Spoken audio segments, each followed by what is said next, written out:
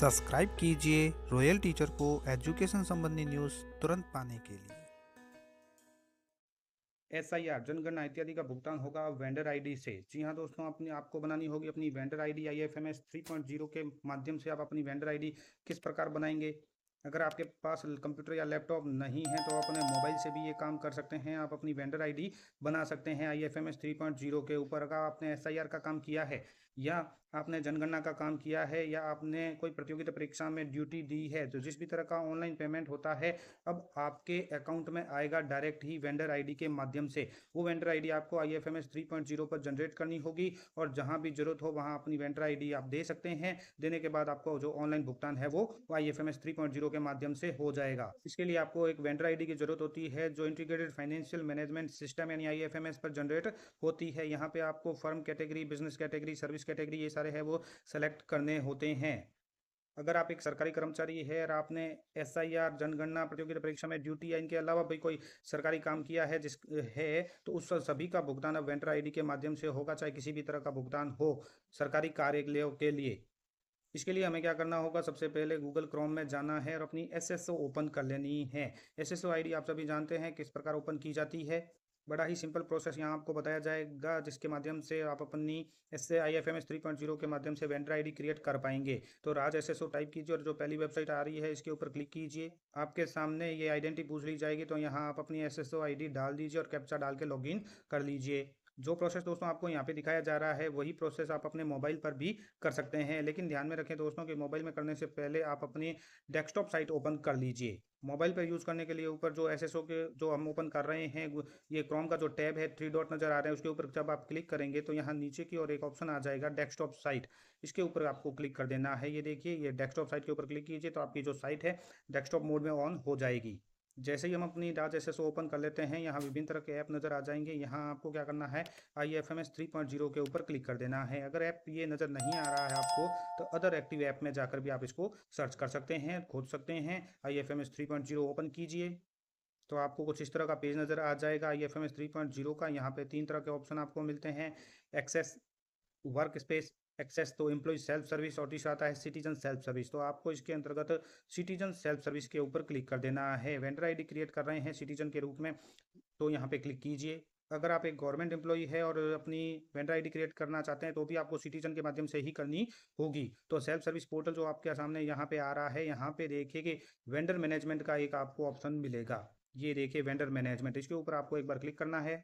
Click करने के बाद दोस्तों आपके सामने इस तरह का पेज खुल जाएगा वेंडर मैनेजमेंट का। वेंडर मैनेजमेंट के अंतर्गत आपको जो ऑप्शन नज़र आ रहे हैं उसमें सबसे पहले आपको वेंडर का रजिस्ट्रेशन करना होता है। तो आप अपना रजिस्ट्रेशन यहाँ से करेंगे। यहाँ से रजिस्ट्रेशन करने के लिए इसके ऊपर आपको एक बार क्लिक करना है। क्लिक करने पर आपके सामने ये आईएफएमएस का इस तरह से पेज ओपन हो जाएगा, जहां आपको यहाँ पे प्लीज़ वेरीफाई योर डिटेल के रूप में एक चेकबॉक्स खुलेगा। आप इसको चेकबॉक्स को डिटेल को वेरीफाई करना होगा। यहाँ पे आप अब कैसे रजिस्ट्रेशन करना चाहते हैं उसके लिए ड्रॉप बॉक्स ओपन करना होगा। इस ड्रॉप बॉक्स के अंदर विभिन्न तरह के ऑप्शन आते हैं। अगर आप इंडिविजुअली रजिस्ट्रेशन करना चाहते हैं, सरकारी कर्मचारी है, तो आपको अपना पैन नंबर यहाँ पे डालना होगा। ये पैन नंबर का जो ऑप्शन आ रहा है इसके माध्यम से आप अपनी डिटेल को वेरीफाई करेंगे और अपना रजिस्ट्रेशन है वो कंप्लीट करेंगे। तो इसके लिए पैन नंबर को सेलेक्ट कीजिए। जैसे ही आप पैन नंबर सेलेक्ट करेंगे तो यहाँ फिल डिटेल के रूप में पैन नंबर डालने के लिए ऑप्शन ओपन हो जाता है। यहाँ आप अपना पैन नंबर डाल दीजिए और कंटिन्यू बटन के ऊपर क्लिक कर दीजिए। कंटिन्यू पेज के ऊपर क्लिक करने के बाद आपका रजिस्ट्रेशन का जो डिटेल पेज है वो आपके सामने आ जाता है, जहां आपको firm category, business category, service category ये मैंडेटरी है वो सेलेक्ट करने रहेंगे। फर्म की डिटेल है वो सेलेक्ट करनी रहेगी, एड्रेस, उसके बाद जो अदर ऑप्शन आते हैं जैसे बैंक डिटेल है, डॉक्यूमेंट अपलोड है, ऑनर चेयरमैन की पर्सन, तो ये सारे कैसे सेलेक्ट करेंगे आपको एक एक तौर पर बताया जाएगा। स्टेप बाय स्टेप आप समझते रहिए। वीडियो हो सकता है थोड़ी लंबी हो जाए लेकिन अंत तक जरूर देखें, बहुत ज़्यादा मोस्ट इंपॉर्टेंट होने वाली है। तो यहाँ पे सबसे पहले हम अपनी फर्म सेलेक्ट करेंगे। तो फर्म कैटेगरी के अंतर्गत जैसे ही ये ड्रॉप बॉक्स ओपन करेंगे तो हमारे सामने विभिन्न तरह के ऑप्शन खुलकर आ जाते हैं। यहाँ जिस भी फर्म का हमें रजिस्ट्रेशन करना है जिस तरह का, तो वहाँ यहाँ से हम कर सकते हैं। लेकिन हमें पर्सनली करना है तो ये देखिए इंडिविजुअली का एक ऑप्शन नज़र आएगा आपको। गवर्नमेंट के नीचे ही इंडिविजुअल का एक ऑप्शन नज़र आ रहा है। जब हम इसको सेलेक्ट करेंगे तो ये बिजनेस कैटेगरी हाइड हो जाएगी ऑटोमेटिक ही, और दूसरी डिटेल है वो हमसे मांगी जाएगी। तो हम इंडिविजुअली ऑप्शन, जो इंडिविजुअल ऑप्शन आ रहा है इसके ऊपर क्लिक करेंगे। तो देखिए दोस्तों, मैंने यहाँ पे इंडिविजुअल सेलेक्ट कर लिया है। इंडिविजुअल सेलेक्ट करने के बाद दूसरी जो कैटेगरी वो सारी हाइड हो चुकी है।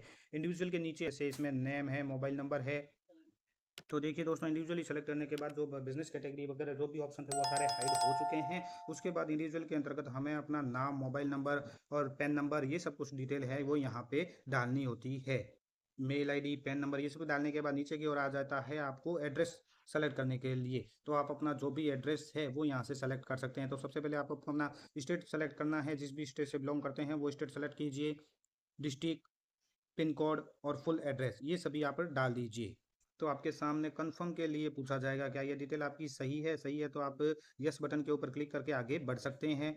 उसके बाद आपको इसके बाद आपको अपनी बैंक डिटेल डालनी होती है। बैंक डिटेल के लिए आपको देखिए यहाँ ऐड न्यू डिटेल के ऊपर ऑप्शन के ऊपर आपको क्लिक करना है। ये बैंक डिटेल का ऑप्शन है। ऐड न्यू डिटेल के ऊपर जैसे ही आप क्लिक करेंगे तो बैंक डिटेल के रूप में जो भी डिटेल है वो आप यहाँ पे डालेंगे। यहाँ पे देखिए कि वर्चुअल अकाउंट अगर आपका है तो यस करना है, अन्यथा इसको नो ही रहने दीजिए। आप अपना खाता नंबर यहाँ पे डाल दीजिए, आईएफएससी कोड डाल दीजिए। कंफर्म अकाउंट नंबर यानी जो अकाउंट नंबर यहाँ पे आप डाल रहे हैं वही अकाउंट नंबर आपको यहाँ पर वापस डालना है। खाता धारक का नाम क्या है, बैंक का क्या नाम है, वो सभी आपको बैंक डिटेल के रूप में यहाँ पे डालना है। उसके बाद नीचे ऑप्शन आता है शाखा का नाम यानी ब्रांच नेम आपको यहाँ पे डालना है।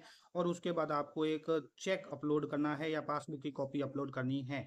आप यहाँ पे जो ये ड्रॉग एंड ड्रॉप का ऑप्शन है इसके माध्यम से, जो ब्राउज का ऑप्शन है इसके माध्यम से आप अपनी बैंक की जो पासबुक है वो यहाँ पे अपलोड कर सकते हैं। और साथ ही अगर आपके पास चेक है तो चेक भी अपलोड कर सकते हैं। दोनों में से जो भी आपके पास उपलब्ध है वो यहाँ से आपको अपलोड करना होगा।